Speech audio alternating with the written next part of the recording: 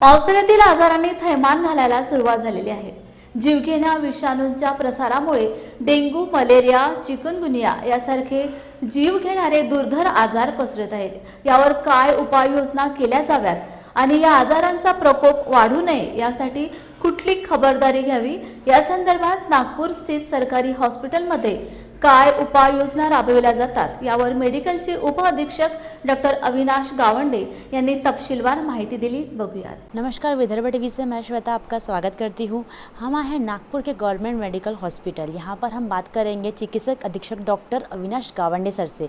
Sir हमें बताएंगे किस प्रकार बारिश के चलते अनेकों बीमारियाँ होती है जिससे सरकारी अस्पताल में मरीजों का तांता लग जाता है। ऐसे विषय पर मरीजों को राहत प्रदान करने के लिए गवर्नमेंट मेडिकल किस प्रकार की व्यवस्था रखता है और मरीजों को इस विषय पर किस प्रकार की सुविधाएं प्राप्त होती है, विषय पर हम सर से चर्चा करेंगे। सर आपका बहुत बहुत स्वागत है। मैं डॉक्टर अविनाश गावंडे हूँ। मैं यहाँ मेडिकल कॉलेज में लास्ट 26 साल से हूँ और 2019 से यहाँ वैद्यकीय अधीक्षक तौर पर काम करता हूँ और एक पीडियाट्रिशियन करके भी मैं नागपुर में काम करता हूँ। बरसात का विषय सबसे इम्पोर्टेंट है। जैसे बारिश शुरू हो जाती तो पूरे इंडिया में बीमारी का फैलाव शुरू हो जाता है, क्योंकि बरसात के कारण दो तरह की बीमारियाँ होती है। बरसात में एक तो डायरेक्ट पानी के कारण बीमारी होती है, पानी अशुद्ध रहने के कारण उसके साथ जैसे डायरिया, वोमिटिंग, खांसी, बुखार और ऐसी चीज़ें डायरेक्ट बरसात के कारण हो सकती है। फूड पॉइजनिंग भी हो सकता है। इनडायरेक्ट जैसे बरसात में अभी आपने देखा है कि नागपुर में बहुत सारे हर जगह पे काम शुरू है और वहाँ पे पानी जमा होने का ज़्यादा चांसेस है। और कहीं पे जैसे खाली कूलर की टंकियाँ है, यहाँ पे कई फटे टायर्स है, उसमें एक क्लियर पानी जमा होता है। तो क्लियर पानी में कुछ मॉस्किटो, कुछ मच्छर जमा होते हैं जिसके कारण डेंगू फैलने का चांस रहता है। और बाकी जो मच्छर है उसके कारण मलेरिया या चिकनगुनिया होने के चांसेस हैं। इसलिए आपने सब तरफ देखा है कि अभी चिकनगुनिया और डेंगू ये बीमारियां नागपुर में ज़्यादा है।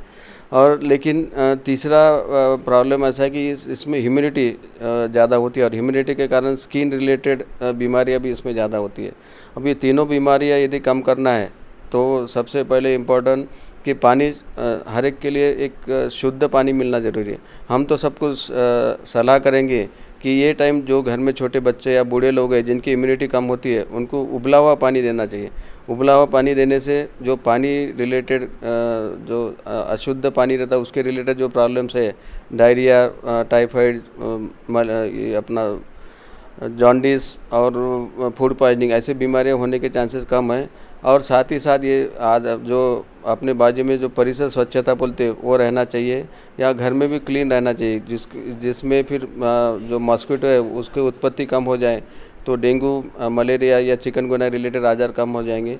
या जो खाना बाहर जिसमें ढका हुआ खाना नहीं रहता वो खाना खाते हैं उसमें मक्खियाँ इसमें ज़्यादा रहती है और मक्खियाँ एक कचरा हर जगह से खाने के इस पर लेके जा सकती है और उसके कारण वो भी बीमारियाँ होने के चांसेस कम हुए।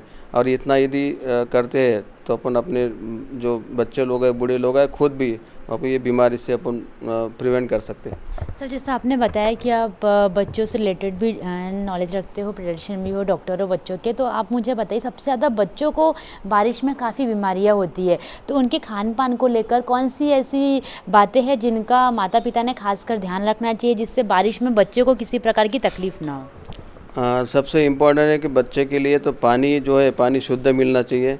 जहाँ पे वाटर प्यूरीफायर्ड है वो ठीक है, लेकिन जहाँ वाटर प्यूरीफायर नहीं है तो पानी बॉइल्ड पानी पिलाना चाहिए।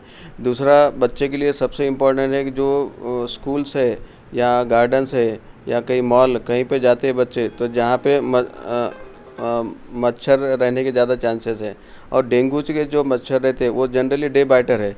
तो मोस्टली जो आउटडोर एक्टिविटीज़ है वो बच्चे जब करते हैं तो वहाँ पे प्रिकॉशन लेना ज़रूरी है। जैसे कि स्कूल जाते हैं तो फुल कपड़े यूज़ करना चाहिए, शूज़ पहनना चाहिए। कि गार्डन में जाते तो वही शूज़ और कपड़े, फुल कपड़े यूज़ करना चाहिए, तो मच्छर काटने के चांसेस कम रहेंगे। और साथ ही साथ बाहर का खाना जो ओपन है वो खाना भी बच्चों को अवॉइड करना चाहिए। और जो ताज़ा जो फ्रेशली प्रिपेयर्ड खाना रहता है वो खाना बच्चों को मिलना चाहिए। और ये और कुछ मॉस्किटो रिपेलेंट भी है, वो भी बहुत ज़्यादा रहा तो यूज़ कर सकते हैं, जैसे यूकालिप्टस ऑयल है, नीलगिरी तेल है, वो यूज़ कर सकते हैं। तो यानी हो सके तो बच्चों को मच्छर से और बाहर का पानी, इससे जितना प्रिकॉशन देंगे उतना अच्छा है। बारिश के चलते बच्चे हो या बड़े सभी को परेशानियां होती है। हम जिस तरह से सर से बात कर रहे हैं तो सर ने हमें बहुत महत्वपूर्ण जानकारी दी। और एक महत्वपूर्ण सवाल है जो मैं सर से आखिरी में करना चाहूँगी। गवर्नमेंट मेडिकल हॉस्पिटल में जब मरीजों की संख्या बढ़ने लगती है बारिश में अनेक बीमारियों को लेकर, तो उस समय हमारा गवर्नमेंट मेडिकल हॉस्पिटल किस प्रकार मरीजों को सुविधा देता है, कैसी व्यवस्था की जाती है, इस विषय में हम सर से जानना चाहते हैं। हाँ, अभी हमारे मेडिकल कॉलेज में वह सब मेडिसिन रिलेटेड वार्ड्स फुल है, क्योंकि सब स्वाइन फ्लू, चिकनगुनिया, डेंगू ऐसे पेशेंट ज़्यादा आ रहे। ओपीडी तो फुल है और ओपीडी के साथ साथ जो अंतर रुग्ण है, जो एडमिशन वाले वार्ड है, वो भी फुल है। तो हमने उसके लिए मेडिसिन में वार्ड ज़्यादा बढ़ाया है। और एक आपातकालीन एक कक्ष है जिसको डिजास्टर वार्ड बोलते हैं, वो वार्ड हमारे पास है। जैसे ही पेशेंट कोई सीरियस आता है तो उसके लिए पूरी अत्यवस्थ पेशेंट के लिए व्यवस्था हमारे पास है। और उसी के लिए डॉक्टर का ट्रेनिंग भी हुआ है और हर डॉक्टर, नर्सेस, मेडिसिन सब वो स्थिति पूरा ट्रीटमेंट करने के लिए हम तैयार हैं। जैसा आपने देखा कि हमें बहुत महत्वपूर्ण जानकारियाँ प्राप्त हुई अधीक्षक डॉक्टर अविनाश गावंडे सर के माध्यम से। सर ने हमें बारिश से बचने के लिए, अनेक बीमारियों से बचने के लिए बहुत सारे उपाय बताए। उसके साथ ही मेडिकल की क्या व्यवस्था की जाती है मरीजों को लेकर, इस विषय पर खास जानकारी दी। और भी कुछ ऐसे विषय हैं जो आप सभी के लिए महत्वपूर्ण है। हम आगे भी आपके साथ बने रहेंगे और मुद्दे पर चर्चा करते रहेंगे। बने रहिए विदर्भ टीवी के साथ, देखते रहिए विदर्भ टीवी। धन्यवाद।